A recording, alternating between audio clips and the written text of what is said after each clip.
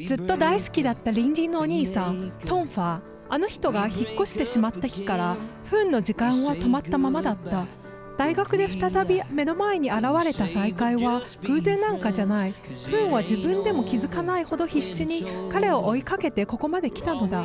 両親は壊れ、愛されない父に引き取られ、居場所を失った世界で息ができる場所はほんのわずかだった。イボ姉と隣に住んでいたファー、その2人だけが不運を愛してくれた。けれど姉は突然いなくなり、世界は音を立てて崩れ落ちる。残されたのはファーという存在だけで、その思いにすがるように不運は彼の背中を追い続けてきたのだ。皆さんこんにちは。 BL ホリックのムーニンです。ネタバレを含むのでご注意を。では早速始めましょう。不運は今も暗闇が怖い。視界が閉ざされた瞬間、息の仕方を忘れたみたいに胸が締め付けられ、体も勝手に怯え出す。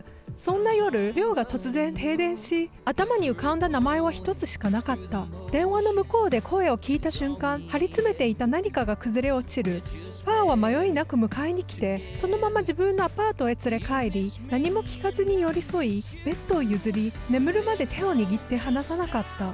そのぬくもりは恐怖を静かに溶かしていくのに、同時に胸の奥まで満たされていく。翌日もファーはまだ大学に居場所を見つけられない不運を外へ連れ出した。何気ない時間を過ごし、不運の胸の奥ではずっと言葉が渦巻いていて、ついに勇気を振り絞るようにして尋ねる。恋人はいるのかと。ファーは淡く笑い、自分は誰の空にもなれない、一人でいいんだと静かに言った。その瞬間、不運の心は音もなく沈んでいく。自分の空にもなれないのか。その問いは声になる前に喉の奥で潰れ、ただ視線だけがファーを追い続けた。ファーにとって不運は弟でしかなかった。そう言い切るように、もし恋人ができたら見せてほしい、ちゃんといい人か自分が見てやると何の迷いもなく告げる。その言葉は優しさの形をしていながら不運の胸に静かに突き刺さる。守られているはずなのに線を引かれた感覚だけが残った。さらにファーは不運の父に電話をかけ、もっといい寮へ引っ越させてほしいと願い出る。だが父はファーの声を聞いた瞬間に全てを察し、抑えていた怒りを一気に吹き上がらせた。まだつながっているのか。その事実だけで憎しみがにじみ出し、翌日にはチンマイ行きのチケットを取り、逃げ場を塞ぐように押しかけてくる。顔を合わせた途端、ファーとの縁を切れと一方的に言い放ち、理由はいつも同じ、自分の体面と支配のためだけだった。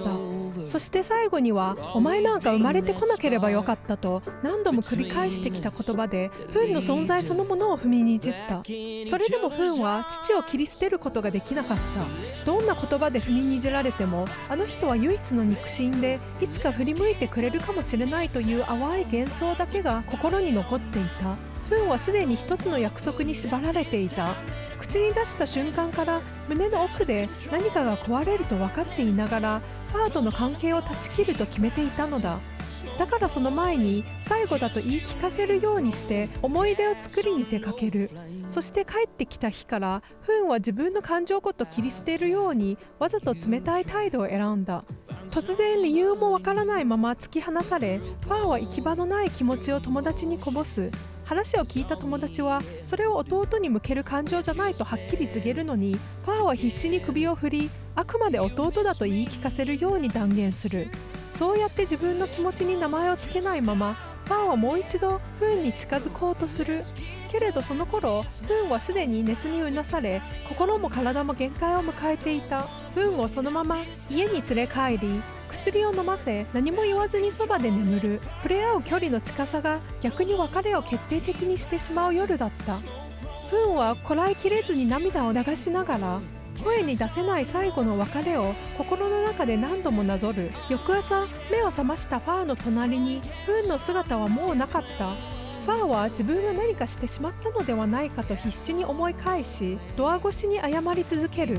でも2人の間にあった隔たりは最初からドアなんかじゃなかった。不運は心にもない言葉を重ねてファーを追い返し、扉が閉じたまま支えを失った体がその場に崩れ落ちる。